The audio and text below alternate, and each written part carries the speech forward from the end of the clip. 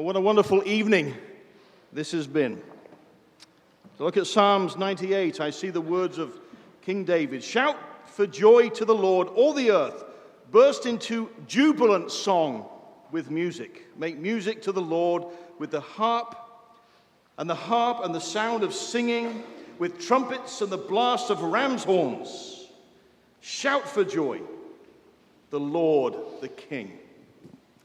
As I read those words of King David, I'm quickly reminded of the fact that the perhaps first great young musician was in fact David. Perhaps he would never have been the man that he was had it not been for the fact that he learned music at a very, very young age. I believe sincerely that David honed his love of the Lord by playing that lyre and harp as he sat there watching his father's sheep.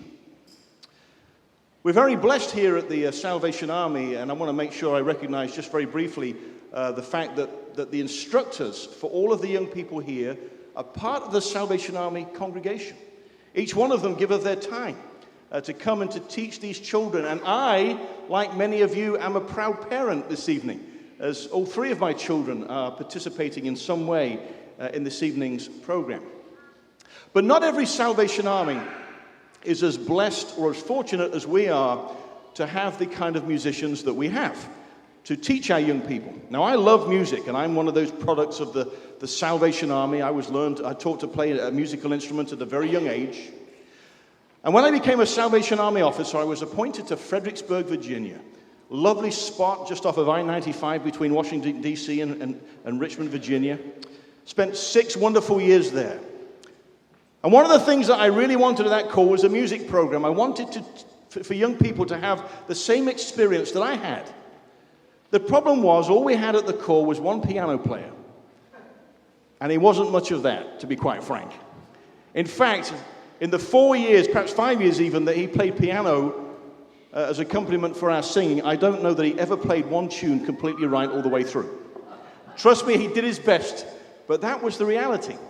And all the time I kept thinking, oh, how wonderful it would be to have a band. But I tell you, it's hard to start with nothing. Now, I prayed to the Lord, and I desired, and I had this vision, I had this idea of what it would look like. It wouldn't be quite as grandiose as we have here, because we had a very small building, and we didn't have nearly as many people in the congregation. But we did have a bunch of kids. We had about 50 or so children that came out down over weeknight. So I had this vision. And one day I get a phone call. And the phone call was from a woman from a group called the Community Foundation. They give money out to different organizations as people desire for money to be given. And she said, look, I've had this lady call me, and she wants to give a gift in the name of her son. But it doesn't match anything that we have, so I've told her to call you. So sure enough, the lady calls me up. And we arranged to meet at the core building on a Saturday morning. And there it was, me, she, and her husband.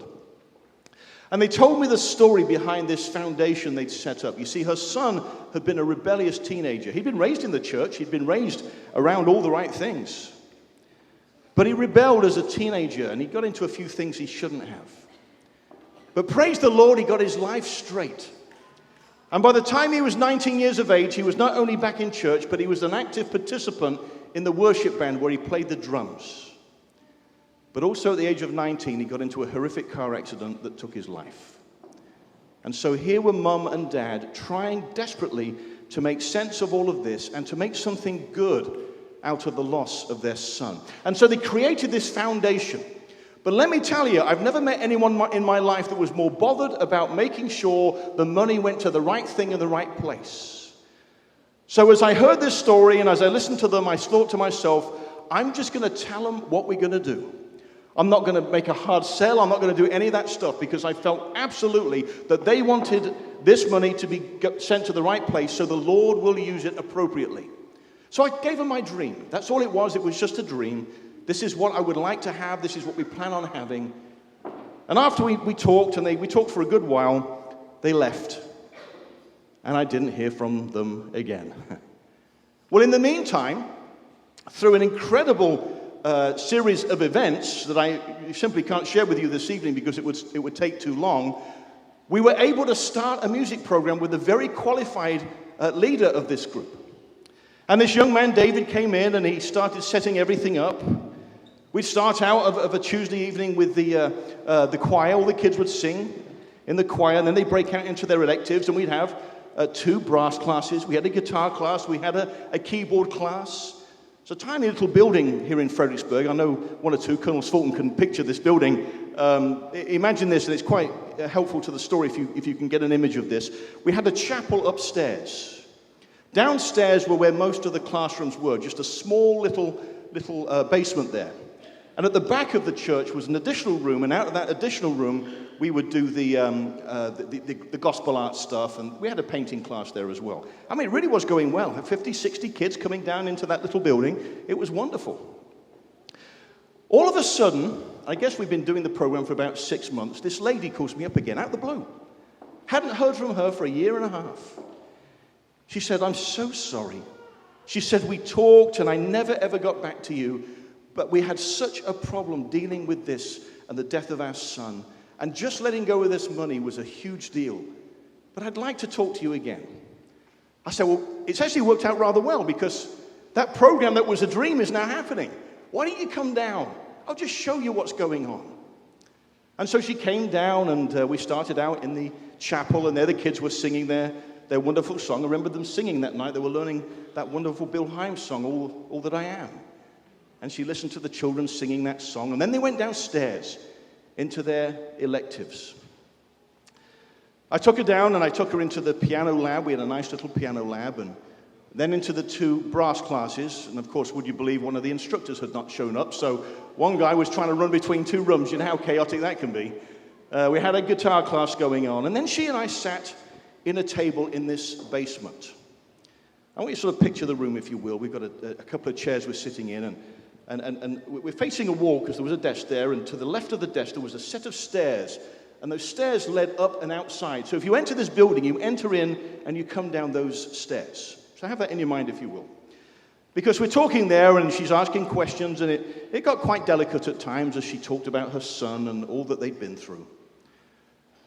When all of a sudden, my son Michael gets kicked out of his class. Now, here am I in this very delicate conversation, and Michael is now sitting down beside me. And he was the guy playing the keyboards, by the way. He was a lot shorter in those days, and he had a lot more energy, I think. Something happens when they become teenagers. I don't know what that is. Anyway, so Michael sits down next to me and just goes, "Ugh." So I thought, oh, this is all I need. So I said, "Michael, I need you to sit there, and I need you to be quiet." So the lady looks at Michael and went, "Your name's Michael?" He went, "Yeah." She said, "Well, my son's name was Michael." She said, "What instrument do you want to play, Michael?" He went, "Drums." "Well, my son played drums." I'm thinking, this is strange. Michael gets kicked out of his class. It's kind of helpful right now. So we continued the conversation, and she was perhaps even a little more interested when all of a sudden that door at the top of those stairs opened.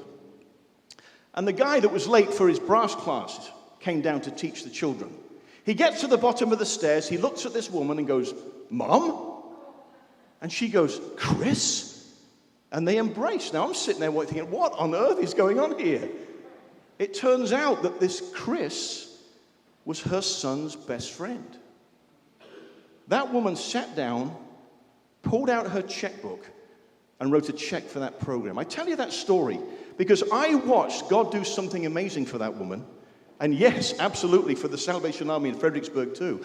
I watched God affirm her of where the right place was to honor her son and his memory. And I was honored to take that check. Now let's fast forward, if you will, because that was about 2008, so what we're now, 8 years later. I got an email, out the blue. It was something that was sent through our generic website. It was a young lady looking for my wife and me.